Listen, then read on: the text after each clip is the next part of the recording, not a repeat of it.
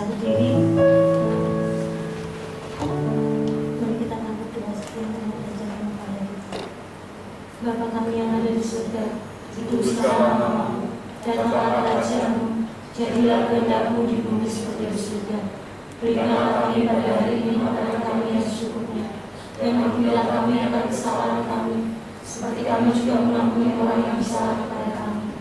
Dan janganlah membawa kami ke dalam percobaan, tetapi lepaskanlah kami daripada yang jahat, karena Engkau yang punya kerajaan dan kuasa dan kemuliaan sampai selama-lamanya. Amin. Puji Tuhan, semua karena kebaikan Tuhan.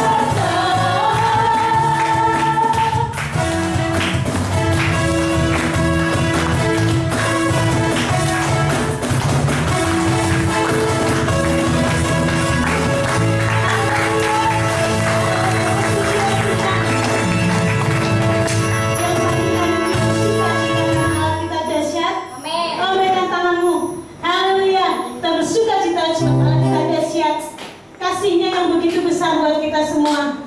Lebih kuat dari dosa, kasih-Nya yang menemukan kita. Mari kita naikkan syukur kita kepada Tuhan.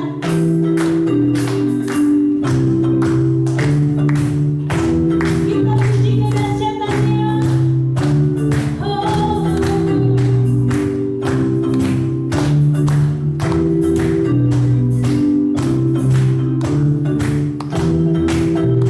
Kasih yang begitu besar, lebih kuat dari dosa. Kasih yang menemukanku, selamatkan dan pulihkanku. Ku naikkan syukurku, ku tak akan berhenti memuji, meninggikan nama-Mu selalu, menyanyi, memuliakan-Mu. Dibebaskan, dibangkitkan, hidup yang baru, dan kini hanya untuk-Mu.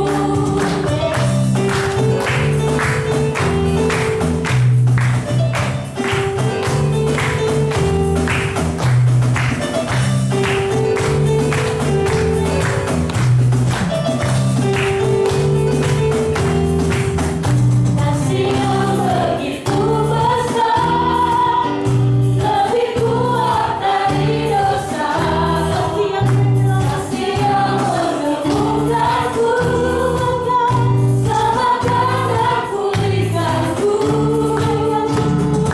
Naikkan syukurku, ku tak akan berhenti memuji, meninggikan nama-Mu selalu, menyanyi, memuliakan-Mu. Dibebaskan, dibangkitkan, hidup yang baru, dan kini hanya untuk-Mu.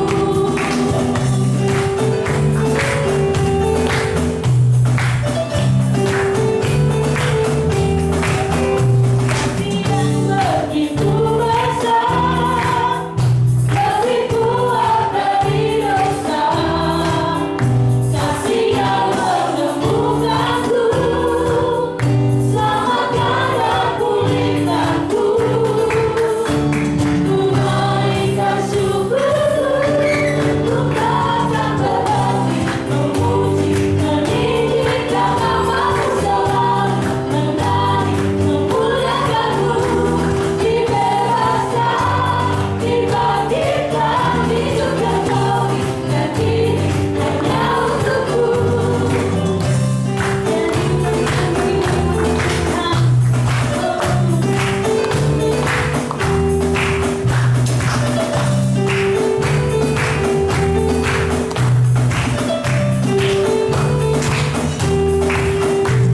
Ku naikkan syukurku, ku naikkan syukurku. Terima kasih Tuhan Yesus. Kami bersyukur Tuhan buat hidup yang Kau berikan buat kami.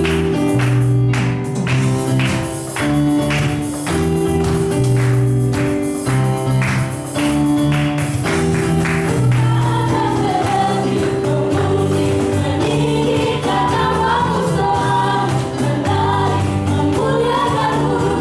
Dibebaskan, dibangkitkan, hidup yang Kau berikan kini hanya untuk-Mu.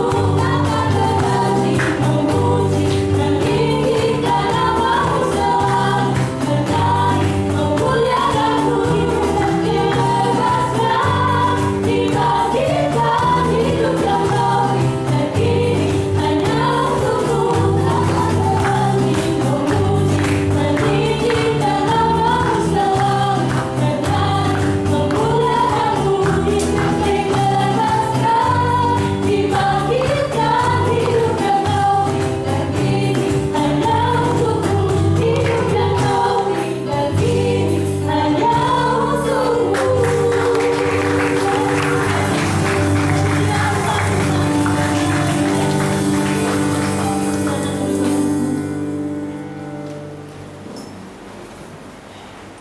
Mari pagi hari ini kita diberi kesempatan untuk memberikan persembahan kita kepada Tuhan. Kita juga akan memberikan persembahan buat ibadah Natal kita. Silakan petugas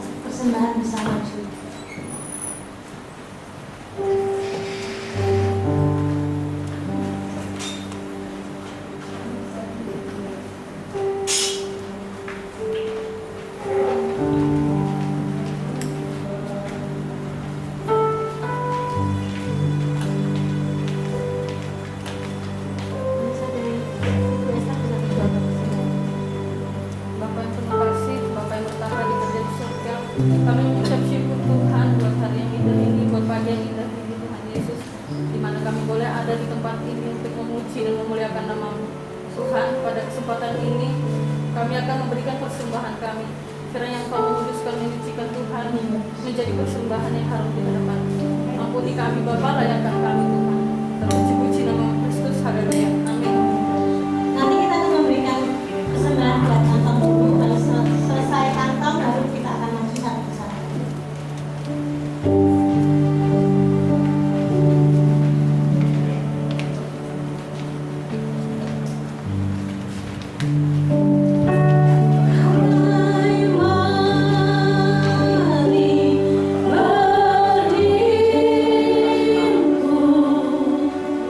Dan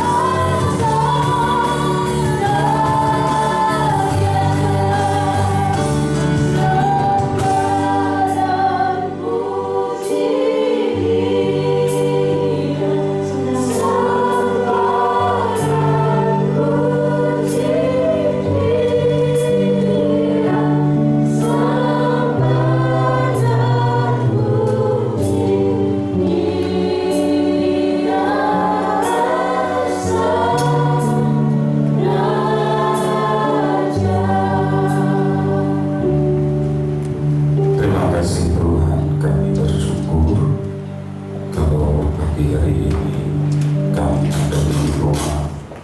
Kami mengucap syukur untuk kasih, untuk penyertaan, untuk perlindungan. Kami menyerahkan jam ke depan dalam tangan penyertaan. Berbicaralah kepada kami, sehingga kami mengerti apa yang menjadi rencanamu dan rancanganmu. Sampaikan visi hatimu dan kehendakmu, sehingga kami mengerti apa yang sedang Tuhan rancangkan dalam kehidupan kami. Kami tahu kami diciptakan untuk sesuatu perbuatan yang baik bagi kemuliaan Tuhan, dan kami bersyukur untuk hal itu. Terima kasih, kami siapkan hati kami hanya di dalam nama Tuhan kami Yesus Kristus. Haleluya. Amin. Shalom. Bapak Ibu, salam sejahtera di dalam nama Tuhan kita Yesus Kristus. Kita bersyukur kalau hari ini kita ada di rumah Tuhan. Banyak hal yang memang kita hari-hari ini melihat, dan satu perkara yang boleh saya mengerti apa yang sudah tertulis di dalam Alkitab, khususnya nubuatan di dalam 2 Timotius 3 tentang manusia akhir zaman hari-hari ini sudah mulai nyata kelihatan di sekitar kita. Nah, hari ini tema yang saya beri adalah bebas dari kebiasaan buruk, karena ini menyangkut karakter kita di akhir zaman. Itu yang nanti yang akan menentukan kita ini bisa masuk di dalam kekekalan, masuk di dalam kerajaan Allah atau tidak. Itu tergantung di dalam hidup Anda dan saya. Nah, kalau kita menyadari itu, saya ajak Anda membaca di dalam Kisah Para Rasul 9. Perhatikan Kisah Rasul pasal yang ke-9, ayat 1 sampai ayat yang ke-19. Satu perikop kita perhatikan di situ, temanya Anda bisa melihat. Temanya apa? Saulus bertobat. Nah, hari ini kita akan melihat bagaimana kehidupan dari seseorang yang hidupnya dulu kotor, seseorang yang hidupnya dulu menentang akan Kristus, seseorang yang hidupnya bengis atau sadis saya katakan, tetapi dia bisa diubah. Perhatikan ayat 1 dan 2, baca dengan saya, 2, 3. Sementara itu berkobar-kobar hati Saulus untuk mengancam dan membunuh murid-murid Tuhan. Ia menghadap imam besar dan meminta surat kuasa daripadanya untuk dibawa kepada majelis-majelis Yahudi di Damsyik, supaya jika ia menemukan laki-laki atau perempuan yang mengikuti jalan Tuhan dan menangkap mereka dan membawa mereka ke jadi kita melihat Saulus ini seorang anak muda yang luar biasa. Dia punya 2 kewarganegaraan. Dia dari suku Benyamin, dari orang Yahudi, tetapi dia juga punya kewarganegaraan sebagai bangsa Romawi. Kenapa? Karena kakeknya dan ayahnya itu berjasa terhadap Romawi. Anda harus tahu, waktu itu bangsa Israel sedang dijajah oleh Romawi. Orang-orang yang dianggap berjasa akhirnya memiliki kedudukan, diberi hak sebagai warga kerajaan Roma. Artinya Paulus memiliki 2 warga negara, Yahudi dan Romawi. Bahkan waktu dia sama Silas ditangkap, dia mau dianiaya, dia mau disiksa, dia mau disesat, dia bilang, aku sejak lahir sudah sebagai warga negara Roma. Sehingga tentara-tentara Roma tidak berani mengeksekusi. Tentara Roma akhirnya membiarkan. Karena apa? Karena ada hukum bahwa kalau dia warga kerajaan Romawi, maka tidak akan berlaku hukum Roma atas orang tersebut. Nah, dari sini kita bisa melihat betapa istimewanya Saulus. Saulus adalah seorang murid yang terpandai dari guru yang bernama Gamaliel. Ini guru yang terkenal pada zaman Paulus. Dia pandai sehingga akhirnya dia mengikuti mazhab aliran dari Yudaisme, garis keras, dan semua orang yang di luar keyakinannya itu dianggap sebagai orang kafir yang berhak untuk dibunuh. Itu pemikiran Saulus. Makanya Saulus menghadap kepada imam-imam, dia minta surat di situ.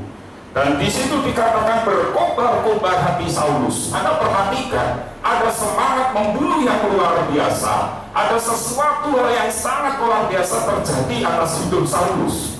Dan Saulus berkobar-kobar menghadap imam besar, di sana dikatakan, dan dia minta surat kuasa daripadanya untuk dibawa kepada majelis-majelis Yahudi di Damsyik, supaya ia jika menemukan pengikut Kristus, laki-laki maupun perempuan, ia menangkap mereka dan membawa mereka ke Yerusalem. Untuk apa? Diadili. Anda bisa perhatikan ini berkaitan dengan keyakinan.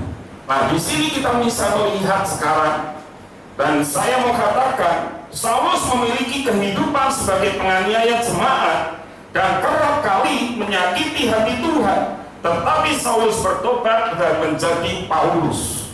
Nah, dari sini kita bisa melihat waktu dia jalan ke kota Damsyik, apa yang terjadi di tengah jalan. Kalau Anda perhatikan ayat 3, dalam perjalanan ke Damsyik, ketika ia sudah dekat kota itu, tiba-tiba apa? Saya memancar dari langit mengelilingi dia. Ayat 4, dan Saulus, Saulus, mengapa engkau? Jawab Saulus, tetapi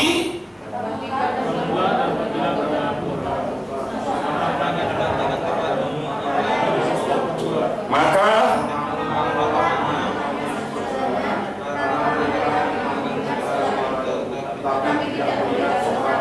saya tanya, temannya lihat saya juga enggak? Enggak, cuma hanya dengar apa? Suara. Disinilah kehebatan Tuhan. Kalau Tuhan mau menjumpai seseorang, Saulus dijumpai oleh Tuhan dalam bentuk cahaya yang sangat mulia, sampai akhirnya Saulus buta. Kalau Anda baca, disuruh pergi ke kota Anu, lalu di sana Saulus akan dipelihara selama 3 hari 3 malam. Saulus puasa, lalu Tuhan mengirimkan Ananias. Apa yang terjadi? Ananias takut. Bukankah dia yang menganiaya kita? Kenapa aku harus menemuinya? Saya bilang wajar. Kalau hari ini kita teraniaya, lalu kita harus menemui orang yang menganiaya kita, tentu ketakutan. Tetapi Ananias tetap berangkat, dan doa Ananias itu yang akhirnya membuat Saulus bisa melihat.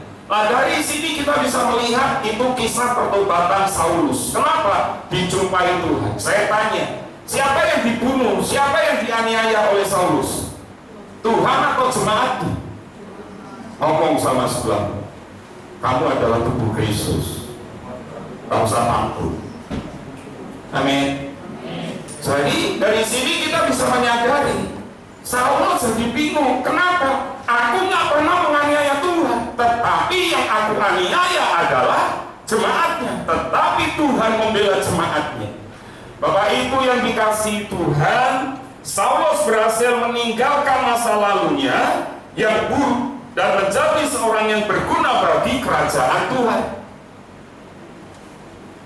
Dia meninggalkan masa lalunya. Kalau Anda lihat perikopnya aja, judulnya apa? Saulus bertobat. Nah, dia meninggalkan masa lalunya. Dari seorang pembunuh, Tuhan pakai dia menjadi seorang yang luar biasa. Pagi hari ini saya menemukan untuk merubah kebiasaan buruk Anda dan saya, paling tidak ada 3 hal yang penting yang harus kita pelajari dan yang harus kita kerjakan dalam hidup kita, sehingga hidup kita benar-benar berubah. Tahun ini Tuhan menghendaki Anda dan saya berubah. Perubahan apa yang terjadi dalam hidup Saulus sehingga dia menjadi Paulus dan akhirnya hampir menulis separuh lebih dari kitab Perjanjian Baru. Dari orang yang dulu berangasa, dari orang yang keras, dari seorang pembunuh, diubah Tuhan menjadi penjala jiwa. Yang pertama kita melihat, katakan dengan saya, pembaharuan pikiran. Mau nggak mau kita harus menyadari dalam pikiran Saulus waktu itu sebelum jadi Paulus, membunuh, menganiaya jemaat Tuhan, itu pekerjaan yang mulia yang didukung oleh pengajaran mazhab garis keras Judaisme yang dia yakini. Sehingga akhirnya dia bangga kalau bisa menangkap anak-anak agama. Dia bangga itu. Dan itu ada di dalam pikirannya. Makanya kalau kita belajar dari kitab Roma, coba Anda baca di dalam Roma 12 ayat yang kedua. Di sana dikatakan, Roma 12 ayat yang kedua.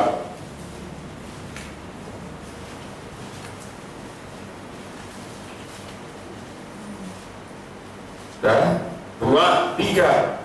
Janganlah kamu menjadi serupa dengan dunia ini, tetapi berubahlah oleh pembaruan dirimu, sehingga kamu dapat membedakan apakah kehendak Allah, baik-baik yang berkenan kepada Allah dan yang sempurna. Di terjemahan Indonesia Literatur Translate di sana dikatakan, dan janganlah menjadi serupa dengan zaman ini, tetapi biarlah kamu diubah oleh pembaharuan pikiranmu, agar kamu membuktikan apa itu kehendak Allah yang baik, yang berkenan, dan yang sempurna.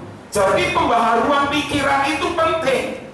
Selama pikiranmu nggak benar, selama engkau sudah punya di dalam konsep pikiranmu bahwa anak Tuhan ini nggak benar, maka selama itu engkau menganggap apa yang kau yakini itu benar. Itulah Saulus. Dia menganggap anak Tuhan nggak benar. Makanya dia berkobar-kobar dengan roh yang menyala-nyala. Dia maju ke mahkamah agama. Kasih aku surat untuk menangkap. Karena apa? Karena pikirannya sudah nggak benar. Selama pikiran Anda dan saya nggak benar, maka dengar baik-baik, engkau dan saya akan tersesat. Nah, kalau kita menyadari ini Bapak Ibu, setelah Saulus berjumpa dengan Yesus, maka Saulus mengalami pembaharuan pikiran dan bertobat.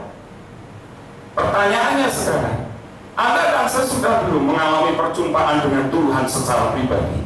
Kalau engkau dan saya sudah mengalami perjumpaan dengan Tuhan secara pribadi, pikiranmu pasti akan berubah. Pikiranmu pasti akan berubah dari cara pandang yang salah menjadi cara pandang yang benar. Kalau kita menyadari ini, saya katakan seperti ini, seperti yang Paulus tulis di dalam Filipi 3 ayat 8. Saya mau membacakan dalam terjemahan sederhana Indonesia.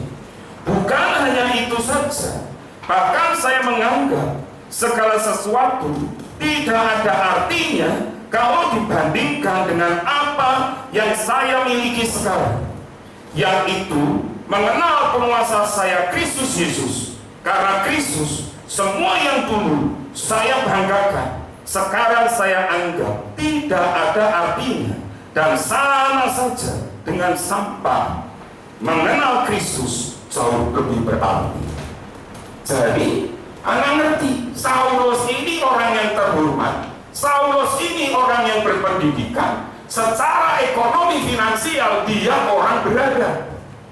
Tapi waktu pikirannya tidak benar, dia memandang segala sesuatu dengan cara pikirnya yang salah, maka dia bilang, jabatan itu penting, harta itu penting, nama baik itu penting. Dia lakukan itu. Tapi waktu dia berjumpa dengan Tuhan, dia bilang apa? Semua itu sampah. Kalau hari ini cara pandangmu salah, bahaya. Bagaimana cara pandangmu tentang uang? Uang kok bisa berkata, dengan uang segala halanya bisa. Ada seorang anak muda, dia pergi ke Jakarta, hidup sehari-harinya dari belas kasihan. Dia jualan koran. Lalu ketika dia berdiri di Hotel Mewah di Jakarta, dia bilang, aku pasti satu saat punya gedung seperti ini. Singkat cerita, akhirnya dia jadi miliarder. Dia anak muda, dia bisa beli semua. Bahkan mobil unlimited edition dia bisa beli, yang hanya dibuat 10 atau maksimal biasanya 10 atau bahkan 3. Dia bisa beli, satu-satunya orang Indonesia yang punya. Dia punya penthouse yang sangat luar biasa. Setiap dia lihat, dia pengen, dia bisa beli. Nah, waktu dia bisa beli semua apartemen mewah yang termahal, yang paling teratas di Jakarta, dia bisa beli.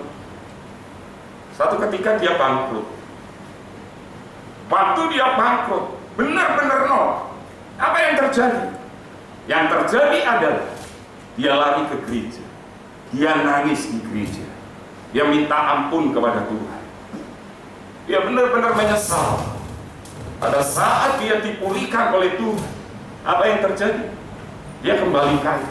Hari ini termasuk orang miliarder di Indonesia. Cara pandangnya tentang kekayaan sudah berubah. Cara pandangnya sebelum dia berjumpa dengan Tuhan Yesus, dia bisa berkata, kekayaan itu untuk memuaskan keinginan saya. Apa yang saya punya, bisa saya punya. Apa yang bisa saya beli, saya akan beli. Tapi waktu dia mengalami perjumpaan dengan Tuhan, apa yang dia lakukan? Kekayaan ini bukan untuk saya. Dan akhirnya hari ini, dia membantu banyak panti asuhan mengentaskan anak-anak miskin. Cari aja nanti di YouTube channelnya Tommy Wong, Anda akan mengerti bagaimana kesaksian hidupnya. Dan setiap hari, karena saya bunyikan loncengnya di Instagramnya dia, saya dapat masukan banyak tentang bagaimana dia hari-hari ini mengerti cara pandangnya tentang Tuhan sekarang sudah berubah. Itu gambaran orang yang belum kenal Tuhan. Seperti Saulus, hari ini kau kenal Tuhan, tapi cara pandangmu dengan Tuhan bagaimana? Lalu kalau engkau hari ini anak Tuhan, bagaimana cara pandangmu terhadap teman-teman serekan, sepelayan, sejemaat? Apakah engkau menganggap itu sebagai seorang musuh? Kalau itu terjadi, engkau belum pernah mengalami perjumpaan dengan Tuhan Yesus. Gak akan pernah. Gak akan pernah. Saya bersyukur saya punya anak rohani, dan ya Bapak Ibu, meskipun dia keluar dari gereja minta surat atestasi kepada saya kasih, saya nggak marah. Saya dorong dia sampai hari ini, minggu kemarin bahkan masih pelayanan dengan saya, pulang iring-iringan dengan saya, berhenti di pom bensin ngomong-ngomong juga tentang pelayanan. Meskipun sudah tidak dengan kita, berapa kali ketemu saya dorong dia untuk bantu pelayanan. Saya bilang oke, nanti saya ketemu dengan gembalamu biar kamu bisa direkomendasikan. Bukan saya anggap musuh. Kalau pikiran saya nggak pernah berjumpa dengan Tuhan Yesus, saya anggap dia musuh. Bisa. Tapi hari ini, kalau hidupmu berjumpa dengan Tuhan Yesus, orang yang menyakitkan hidupmu sekalipun, bisa engkau pandang dia sebagai seorang kawan, sebagai seorang sahabat. Itu cara pandang kita.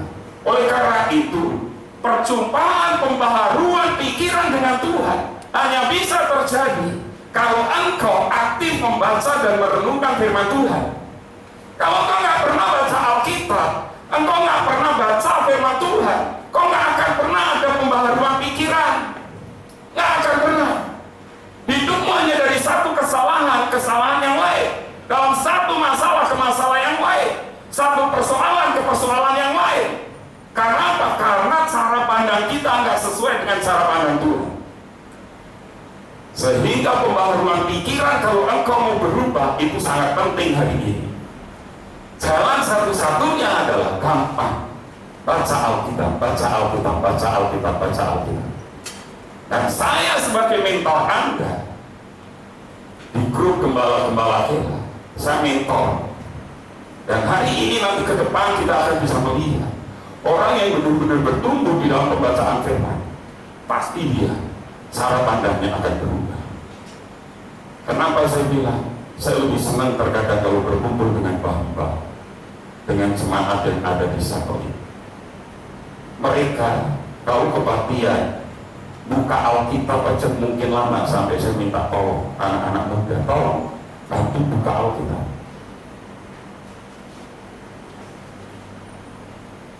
Saya kasih mereka renungan harian, dan Anda pun di sini saya bagi. Yang di sana saya kasih 10, yang sini 25, dengan sesuai kapasitas jemaat yang hadir rata-rata tiap minggu. Mereka antusias membaca, bahkan bilang, Pak, saya nggak ngerti maksudnya, yang penting saya baca. Satu hari saya paksa paling tidak 1 pasal. Itu kesaksian mereka. Mereka orang-orang yang sederhana. Apakah pembaharuan mereka diubahkan Tuhan? Diubahkan hari ini. Cara pandang mereka tentang gereja, tentang jemaat, tentang persekutuan itu diubahkan.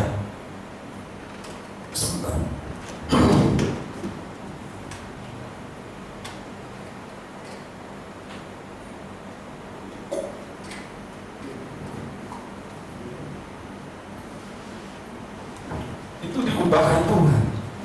Kenapa? Karena ngerti. Yang bisa memperbaharui pikiran kita hanya firman. Makanya dibaca setiap hari, dibaca setiap hari, baca setiap hari. Kalau Anda tidak pernah baca, ya jangan harap ada pembaharuan pikiran dalam hidup Anda dan saya. Dari hati Anda terpancar kehidupan. Sepengenalan sedalamnya Anda baca kebenaran firman, itu akan mempengaruhi cara pandang Anda di dalam menghadapi segala sesuatu. Makanya saya bertanya hari ini, sudahkah Anda baca firman? Apakah Anda sudah mengalami pembaharuan pikiran? Kalau belum, gampang. Berarti Anda tidak pernah baca firman. Bacalah mulai sekarang kalau engkau ingin berhikmat. Bacalah di dalam kitab Amsal. Baca kitab Amsal. Mau ulang-ulang habis Anda ulang-ulang terus nggak apa-apa. Dan kalau Anda malas, Pak, saya malas baca, saya lebih senang dengan audio. Cari di YouTube, ada pembacaan Alkitab secara seperti Anda dengar saya hari ini. Bisa. Semua kan ada sekarang, semuanya fasilitas. Cuma yang jadi masalah, Anda mau atau enggak. Itu aja. Jadi, bagaimana Saulus berubah? Saya percaya karena dia nulis pembaharuan pikiran. Bagaimana Saulus berubah? Yang kedua, pembaharuan tindakan. Dia seorang yang sadis, dia seorang yang benar-benar, artinya menangkap orang-orang yang gak bersalah, dipenjarakan dan dibunuh. Tapi waktu dia berjumpa dengan Tuhan, hari ini kita mencatat dia sebagai bapak rohani buat Timotius, buat beberapa orang. Nah, kalau Anda hari ini aktif, maaf Gembala Kela, kalau Anda nggak pernah bagikan kepada jemaat kita yang lainnya akan nggak ngerti. Hari ini kalau Anda aktif ikut saya, Anda akan ngerti keprihatinan seorang bapak rohani. Siapa itu? Paulus. Dari seorang pembunuh, hari ini mendoakan jemaat-jemaat Tuhan. Dulu menangkap, dulu menganiaya, tapi hari ini berdiri di paling depan, mendoakan, mengutus orang-orang kalau dia nggak bisa. Waktu dia di penjara, dia bisa mengutus anak-anak rohaninya, Gaius dan lain sebagainya, dikirim ke jemaat-jemaat yang ada di Asia Kecil. Itu tindakannya berubah. Kenapa tindakannya bisa berubah? Karena pola pikirnya sudah diubah. Saya membacakan di dalam Mazmur.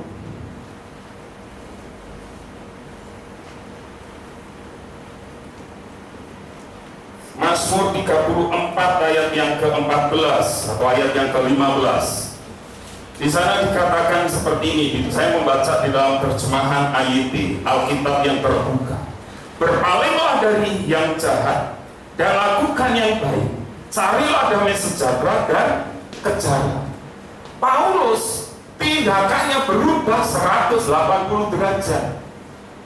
Dia tinggalkan hidupnya dan dia tidak mau membebani.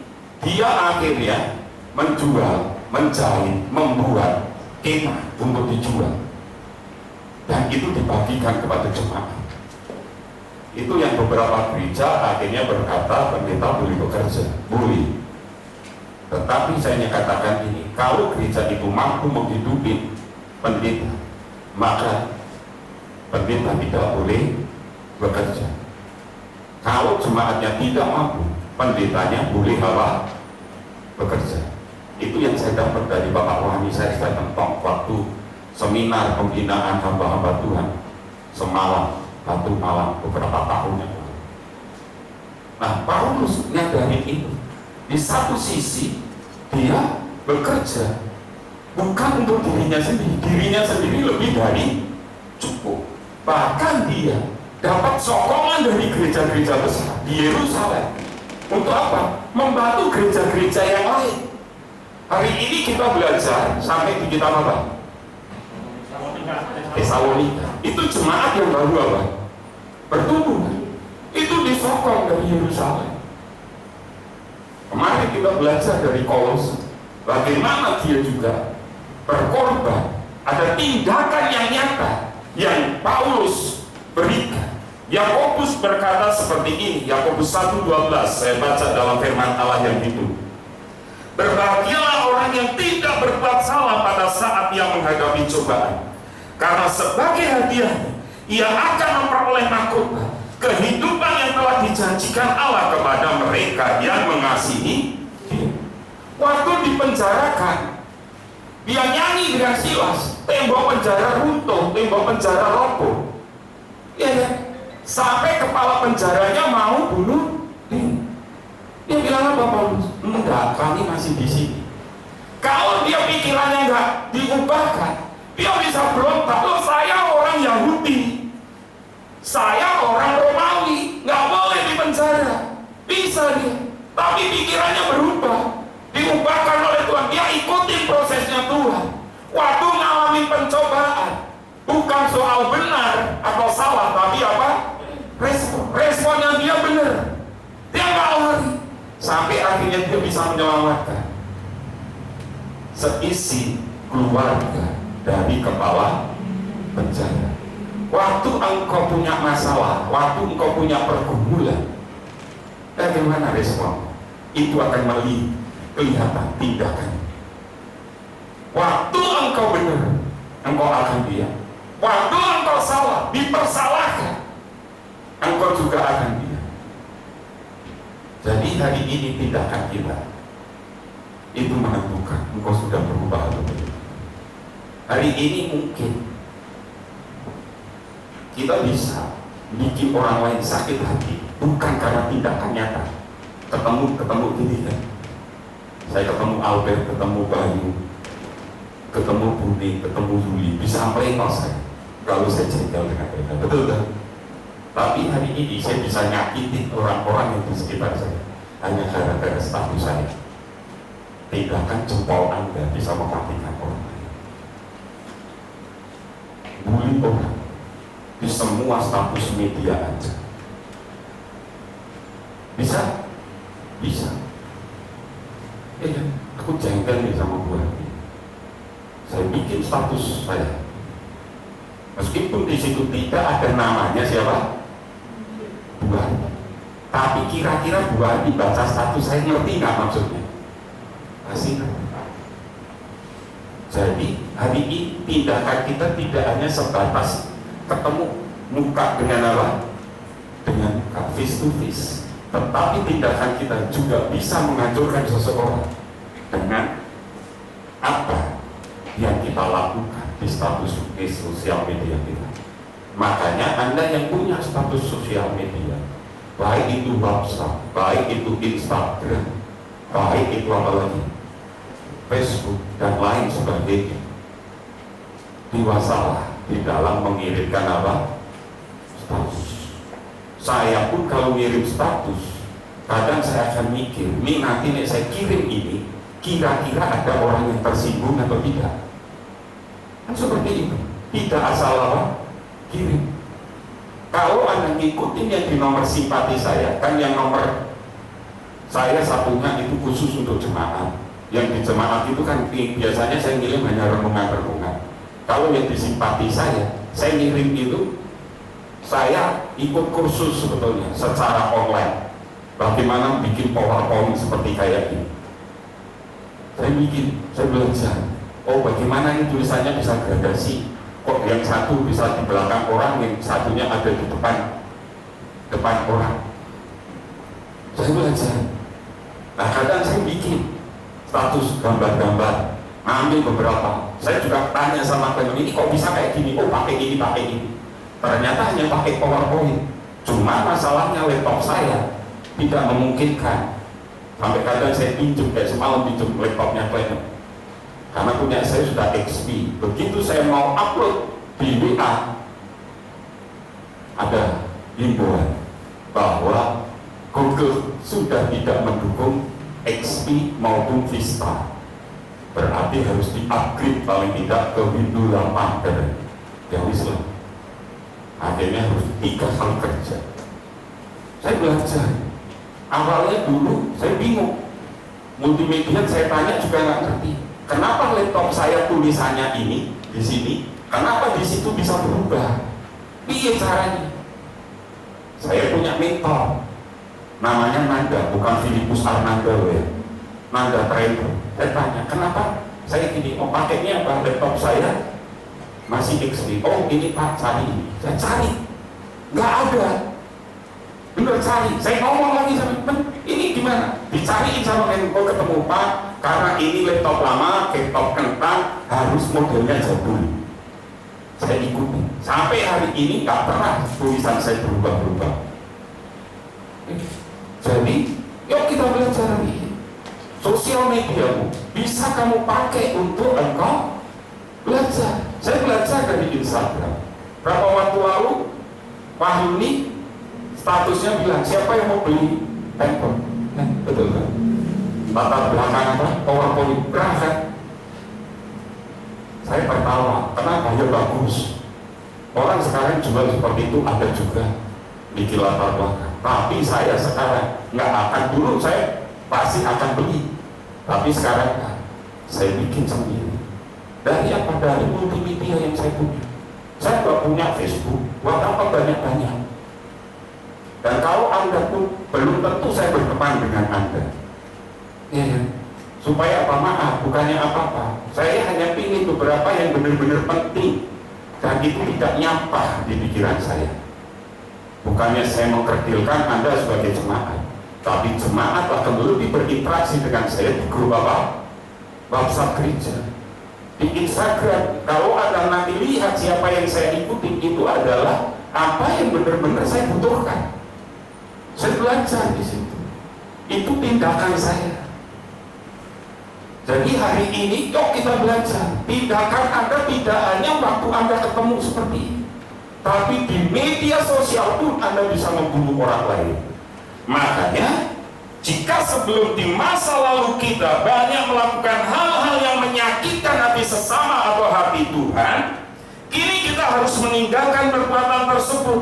Ingatlah bahwa kita adalah ciptaan yang baru di dalam Tuhan. Dalam Filipi 3 ayat 13-14, saudara-saudara, aku sendiri tidak menganggap aku telah menangkapnya, tetapi ini yang kulakukan. Aku melupakan apa yang telah di belakangku dan mengarahkan diri kepada apa yang di hadapanku, dan berlari-larilah kepada tujuan untuk memperoleh hadiah, yaitu panggilan surgawi dari Allah dalam Kristus Yesus. Jadi arahkan pikiran kita sekarang, tindakan kita semua. Apa yang kau kerjakan, apa yang kau lakukan, itu untuk siapa sekarang? Untuk Tuhan, bukan untuk kita. Kalau untuk kita, selamanya kita tidak akan pernah berubah. Selamanya kita akan hidup di dalam masalah demi masalah. Tetapi hari ini, yuk kita berubah. Pertanyaannya adalah, apakah masih ada hal-hal buruk yang masih mengikat Anda? Jika iya, apa kendalanya sehingga Anda masih terikat? Ada hal-hal buruk yang mengikat Anda? Ada, banyak mungkin. Orang lain nggak ngerti, yang ngerti Anda. Kalau itu terus mengikat hidup, percuma engkau datang ke gereja. Gereja nggak bisa menyelamatkan, saya nggak bisa menyelamatkan. Yang bisa pembaharuan pikiran, pembaharuan tubuh, itu yang bisa. Hari ini, yuk kita berubah. Berubah di dalam pikiran, berubah di dalam tindakan. Dan yang ketiga, pembaharuan komunitas. Waktu Saulus bertobat, Tuhan bawa Saulus kepada orang-orang yang komunitasnya bisa membangun dia. Dulu Saulus pernah berseberangan dengan Barnabas, dengan Silas, itu kita belajar di kitab apa? Kolose. Tapi Saulus akhirnya bisa kan ketemu dengan anak-anak rohani, ketemu dengan orang-orang cinta Tuhan luar biasa, sehingga Saulus akhirnya on fire. Nanti kita belajar di dalam 2 Timotius, 1 Timotius, 2 Timotius, Anda akan melihat komunitas orang. Bahkan di sesi terakhir pembelajaran kita tentang kitab Kolose, Saulus punya nggak orang-orang hebat di sekitarnya dia waktu dia berpamitan? Punya. Kenapa? Dia tidak tinggalkan komunitas lamanya. Dia tinggalkan komunitas mazhab Yudaisme yang keras, dia tinggalkan. Dia ketemu dengan para rasul di Yerusalem. Awalnya ditolak. Rasul-rasul juga bilang, ini orang yang nyari kita, membunuh kita. Tapi perjalanan waktu, rasul-rasul melihat, oh tindakannya sudah berubah. Waktu tindakannya sudah berubah, apa yang terjadi? Paulus diterima oleh rasul, dan akhirnya Paulus juga jadi seorang rasul. Komunitas itu menentukan hidup. Hari ini kau punya komunitas apa? Jujur saya mau bilang, waktu saya masuk di dalam komunitas SD, SMA saya, komunitas itu saya bilang nggak membangun saya di grup WhatsApp. Dan biasa, maaf, kadang ada kata-kata yang apa? Kotor, gambar-gambar yang nggak benar. Akhirnya saya keluar.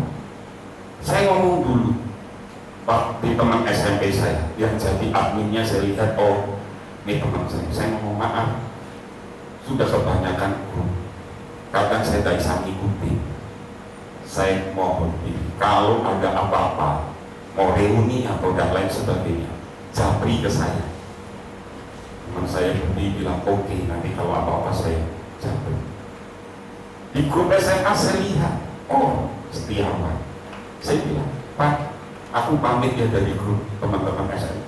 Kenapa kamu ketua OSIS ini? Enggak, saya kebanyakan grup. Handphone saya limut, saya bilang. Jadi tolong, nanti kalau ada apa-apa, saya dikabari. Iya. Lalu grup Abdiel, satu angkatan saya. Jujur, saya nggak nyaman juga. Karena cara pandang, cara pikirnya sudah apa? Sudah berubah. Saya ngomong sama teman saya yang admin, Junri Aul. Nyok, aku maaf ya, aku leave dulu dari grup Abdiel. Oh kenapa? Saya kebanyakan grup. Saya keluar. Tapi tolong nanti kalau ada apa-apa hubungi saya. Benar. Teman satu angkatan saya yang paling pandai seangkatan saya, dia sakit. Dia nggak bisa apa-apa, badannya kaku. Ngomong juga nggak bisa, dan nggak bisa. Pacarnya, saya bilang pacar, saya salut sama dia. Ini orang yang paling setia. Waktu masih sehat, pacaran, ditentang sama orang tuanya, tetap ikut pacaran. Ya. Lalu tiba-tiba teman saya ini sakit, nggak tahu sakit namanya apa, sampai dibawa ke Penang, dia bawain pacarnya ini. Mereka tinggal bareng. Sudah nggak bisa apa-apa, dirawat seperti kayak suami.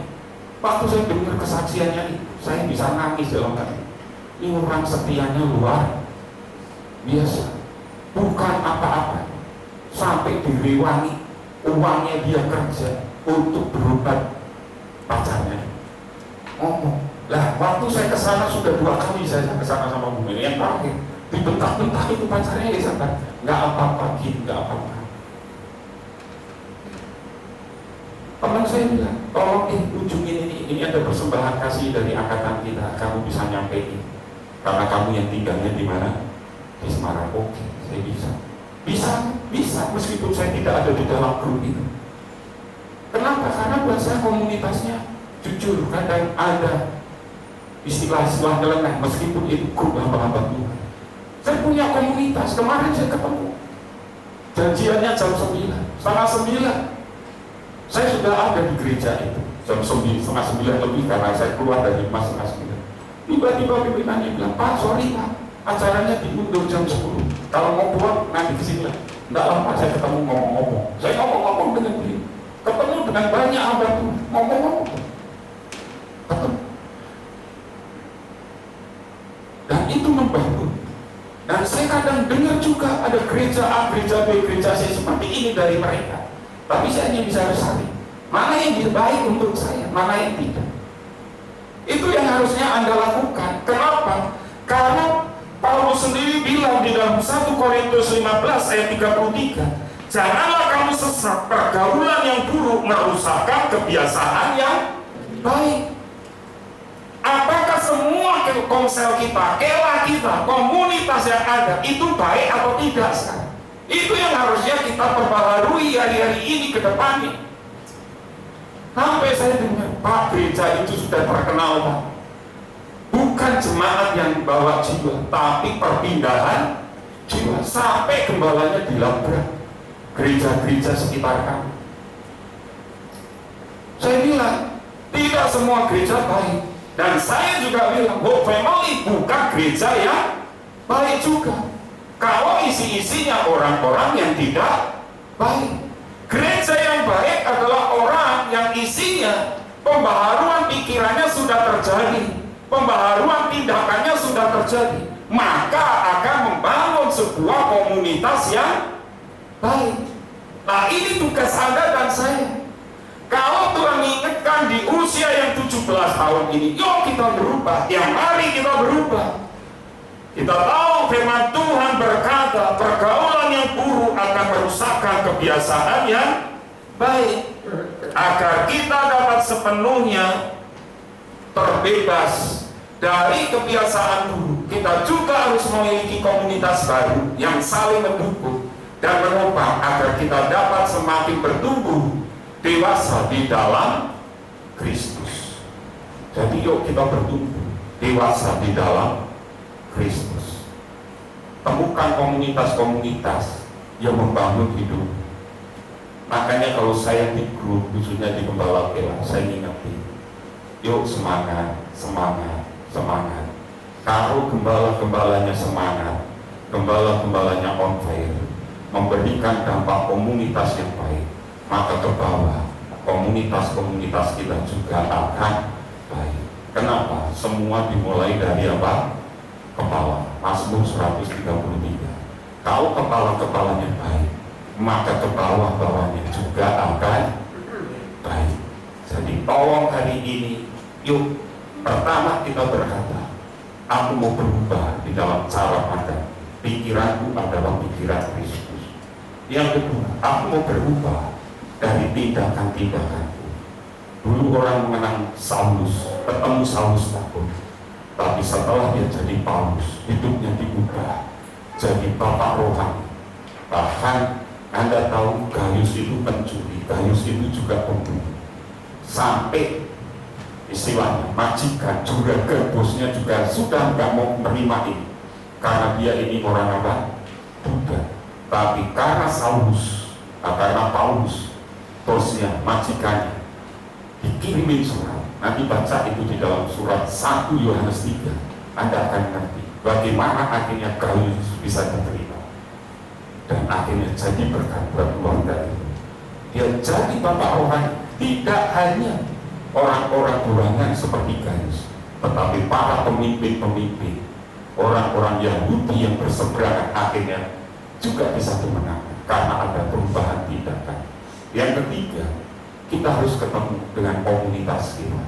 Tidak semua komunitas itu baik, tetapi ingat, begitu engkau ngerti komunitas itu sudah tidak mempermuliakan Tuhan, engkau harus benar-benar bisa jadi berkat di sini. Saya punya komunitas yang tetap saya pertahankan, itu komunitas di RT saja. Kalau ada apa, acara apa, kegiatan apa, saya masukin kebenaran-kebenaran firman. Saya bertahan di sini. Dan akhirnya sebagian akhirnya tidak memposting macam-macam, yang hanya penting-penting saja. Jadi hari ini yuk kita belajar supaya hari ini tindakan kita benar, karena kita sudah berjumpa dengan Tuhan Yesus secara pribadi. Tuhan Yesus memberkati.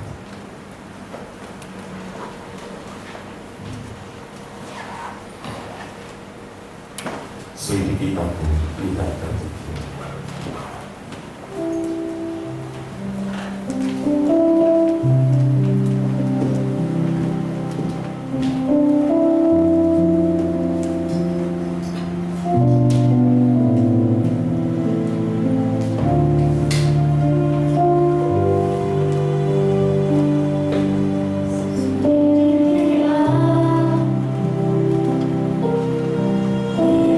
Hatiku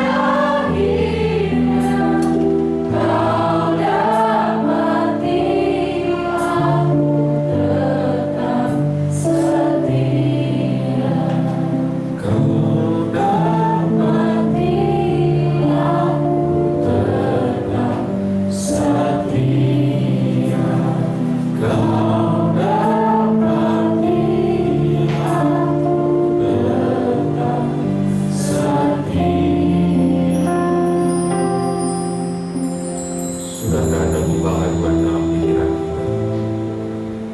Sudahkah ada pembaharuan di dalam tindakan kita? Sudahkah ada pembaharuan di dalam komunitas kita? Mulai hari ini berkata, aku mau berubah, aku mau berubah, aku mau berubah. Tidak semuanya baik, tetapi yang terbaik itu yang akan aku beri. Sering ketemu dengan orang-orang yang berkata kotor, maka perkataan akan jadi kotor. Komunitas adalah komunitas yang isinya kekerasan dan cabul, maka kok akan jadi seperti itu. Melangkah dulu, perbaharui komitmen, perbaharui pikiran, dan perbaharui berubah di dalam komunitas. Cari orang yang bisa membawa menang, cari orang yang bisa memberi modal, cari orang yang memotivasi untuk terus berdiri tegak. Bukan orang yang menyeretmu turun di dalam dosa, di dalam kekacauan. Sekalipun itu keluarga kita, kita harus berani berkata firman Tuhan di atas segala-galanya. Sekalipun itu suami atau istri kita, kita harus berani tegas berkata firman Tuhan di atas segala-galanya. Kalau dia salah, katakan salah. Dia benar, katakan dia. Bapak mau bersyukur pagi hari ini. Kami bisa melihat Saulus menjadi Paulus. Pembaharuan pikiran terjadi dalam hidupnya, sehingga seluruh aspek hidupnya, bahkan tindakannya, itu menghasilkan buah-buah yang benar dan tetap di hadapan Tuhan. Bahkan komunitasnya adalah komunitas orang yang mendukung dan mempermuliakan Tuhan di atas segala-galanya. Hari ini kami mau belajar seperti ini. Ajar kami berani berkata tidak di atas, tidak iya di atas dia. Berani berkata kami harus keluar dari komunitas yang tidak membangun kami. Meskipun kami akan dicap sebagai orang yang sok rohani, ingin jadi pendeta atau apapun istilahnya, kami tidak peduli, karena ini menyangkut hidup kekal kami. Terima kasih, pimpin sertai kami, biar nama-Mu saja yang kami muliakan. Terima kasih Tuhan Yesus. Terima kasih, kami tidak bisa berjalan tanpa Engkau. Oleh karena itu berjalan bersama.